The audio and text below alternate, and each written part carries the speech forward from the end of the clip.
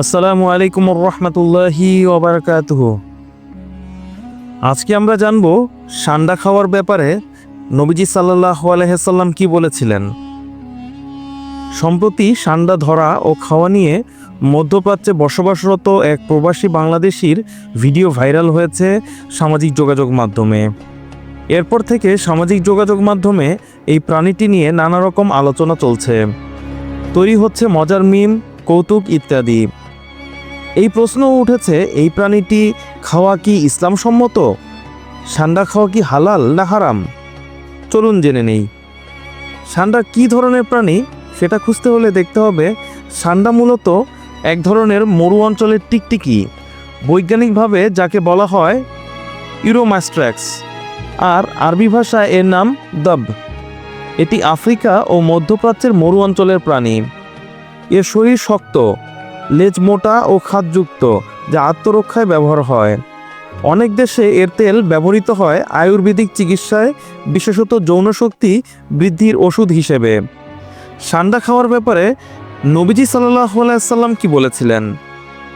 হযরত আব্দুল্লাহ ইবনে আব্বাস রাদিয়াল্লাহু তাআলা আনহু থেকে বর্ণিত, তিনি বলেন, আমি ও খালেদ ইবনে ওয়ালিদ রাদিয়াল্লাহু তাআলা আনহু আল্লাহর রাসূল সাল্লাল্লাহু আলাইহি সাল্লামের সঙ্গে উম্মুল মুমিনিন হযরত মাইমুনা রাদিয়াল্লাহু তাআলা আনহুর বাড়িতে গেলাম। তখন ভুনা দাব বা সান্ডা আনা হলো। আল্লাহ রাসূল সাল্লাল্লাহু আলাইহি সাল্লাম সেদিকে হাত বাড়াচ্ছিলেন। মাইমুনা রাদিয়াল্লাহু তাআলা আনহুর বাড়িতে উপস্থিত নারীদের একজন বললেন, আপনারা আল্লাহর রাসূল সাল্লাল্লাহু আলাইহি সাল্লামকে জানান তিনি কি খেতে চাচ্ছেন। তখন তারা বললেন, হে আল্লাহর রাসূল, এটি দাব বা সান্ডা। একথা শুনে আল্লাহর রাসূল সাল্লাল্লাহু আলাইহি সাল্লাম তার হাত তুলে নিলেন। আমি বললাম, হে আল্লাহর রাসূল, এটা কি হারাম? রাসূল সাল্লাল্লাহু আলাইহি সাল্লাম বললেন, না, কিন্তু যেহেতু এটা খাওয়ার প্রচলন আমাদের এলাকায় ছিল না, তাই অভ্যাস না থাকার কারণে আমি এটা অপছন্দ করি বা অরুচিকর মনে করি।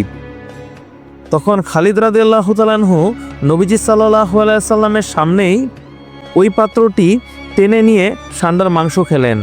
সহিহ বুখারী ও সহিহ মুসলিম। অর্থাৎ নবীজি সাল্লাল্লাহু আলাইহি সাল্লাম অরুচিকর মনে হওয়ায় নিজে সান্ডা খাননি, তবে সাহাবীদের খেতে নিষেধও করেননি। সাহাবীরা তার সামনেই এটি খেয়েছেন।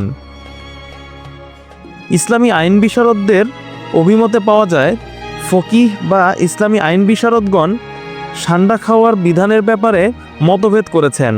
হানাফি ফকিহদের মতে সান্ডা খাওয়া হারাম, কারণ এটা তাদের দৃষ্টিতে খাবাইস বা নাপাক ও অরুচিকর প্রাণীর অন্তর্ভুক্ত।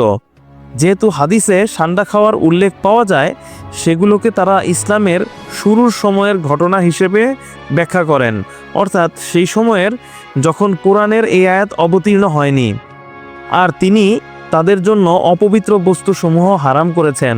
সূরা আরাফ আয়াত 157। অন্যদিকে ইমাম মালিক, ইমাম শাফি ও ইমাম আহমদ রহমতুল্লাহি আলাইহি সান্ডা খাওয়াকে হালাল বলেছেন। তাদের দলিল উপরে উল্লেখিত হাদিস ও এ ব্যাপারে বর্ণিত অন্যান্য হাদিস।